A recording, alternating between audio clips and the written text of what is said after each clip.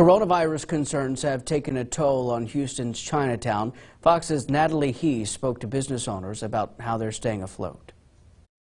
The week right after Chinese New Year, we got hit. The whole Chinatown got hit.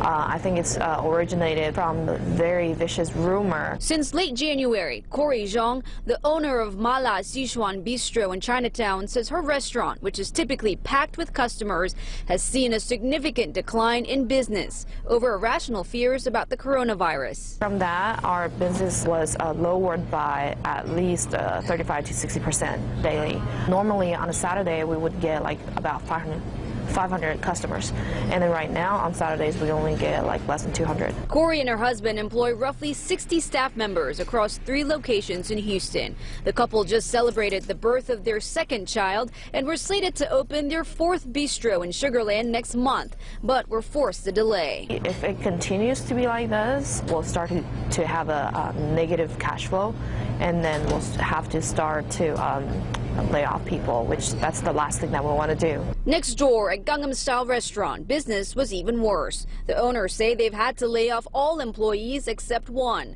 In fact, according to the Asian Chamber of Commerce, other restaurants in the area now limiting their hours, opening only on the weekends. And at least 2 Chinatown businesses have had to shut down entirely in the last month. Average still the business down about 20 to 30% than normal. It's very competitive, so the profit margin is very slim. They need Houstonians to come and save Chinatown so that all these restaurant owners and business owners can make a living.